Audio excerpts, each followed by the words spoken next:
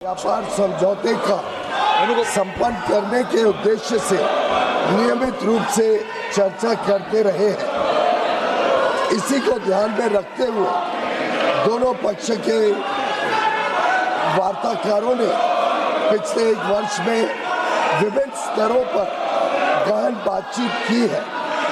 दोनों पक्षों के महत्वपूर्ण और विविध हितों को देखते हुए यह स्वाभाविक है कि दोनों पक्ष अपनी अपनी अर्थव्यवस्थाओं के महत्वपूर्ण और संवेदनशील क्षेत्रों की रक्षा करते हुए सर्वोत्तम संभव परिणाम सुनिश्चित करना चाहेंगे।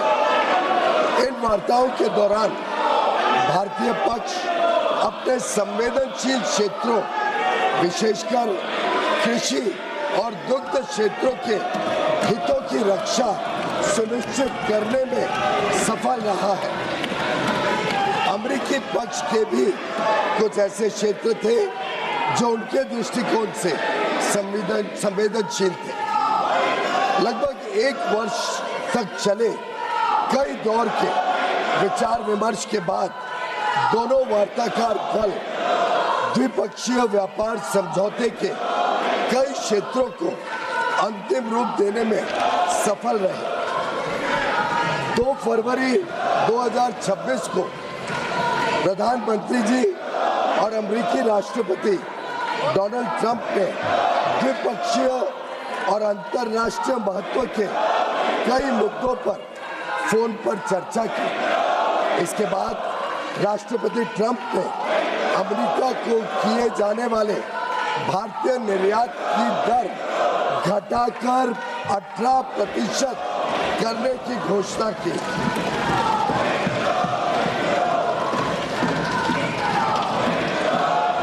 मैं इस बात पर जोर देना चाहता हूं कि यह अमेरिका द्वारा कई प्रतिस्पर्धी देशों पर लगाए गए टैरिफ से कम है, जिससे अमेरिकी बाजार में भारत की निर्यात प्रतिस्पर्धात्मकता में वृद्धि होगी।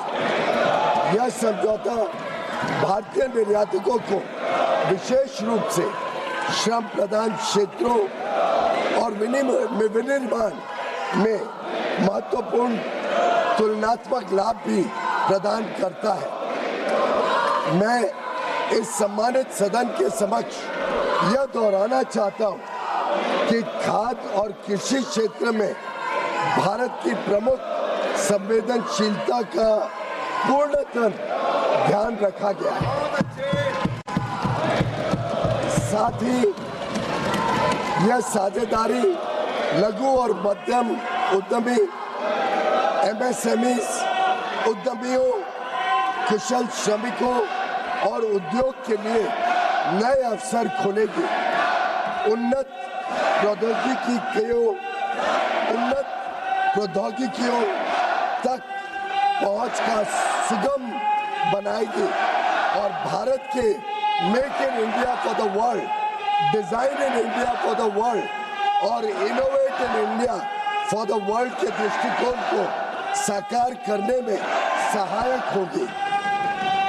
यह ऐतिहासिक ढांचागत समझौता भारत अमेरिका संबंधों को मजबूत करने और विकसित भारत 2047 की दिशा में हमारी यात्रा को आगे बढ़ाने की दिशा में एक महत्वपूर्ण कदम है और यह दुनिया के 2 सबसे बड़े लोकतांत्रिक देशों के बीच मजबूत जुड़ाव को भी दर्शाता है,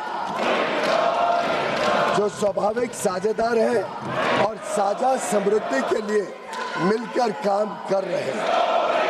मैं माननीय सदस्यों को सूचित करना चाहता हूं कि आगे की कार्रवाई के संदर्भ में दोनों पक्ष व्यापार समझौते से संबंधित आवश्यक तकनीकी प्रक्रियाओं को पूरा करने और कागजी कार्रवाई को अंतिम रूप देने के लिए मिलकर काम करेंगे ताकि इसकी पूरी क्षमता का शीघ्रता से लाभ उठाया जा सके।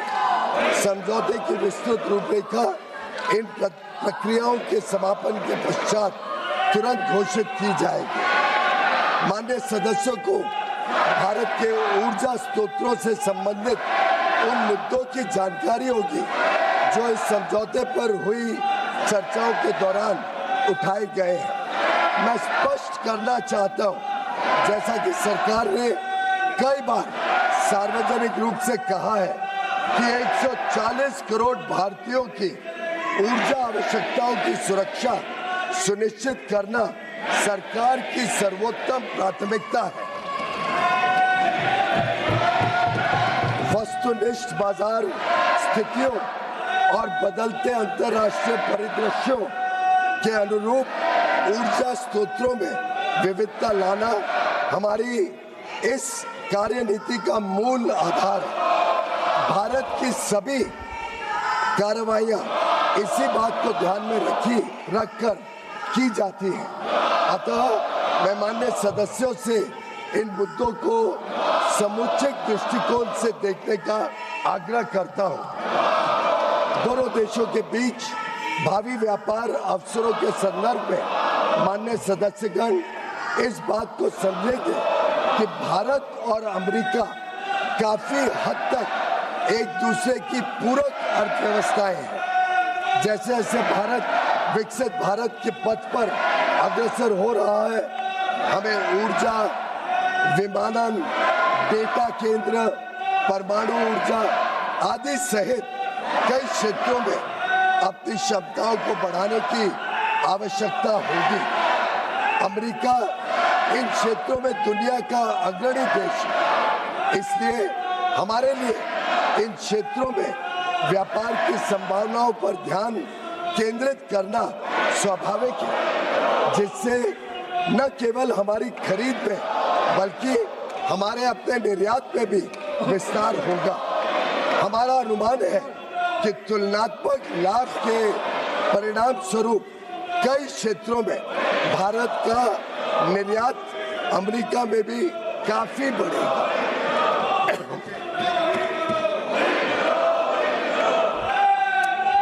विश्व की सबसे बड़ी अर्थव्यवस्था के साथ यह ढांचागत समझौता जो आने वाले वर्षों में वैश्विक विकास और नवाचार को गति प्रदान करेगा, भारत की जनता एवं राष्ट्र के व्यापक हित में है और देश को बहुत लाभ देगा।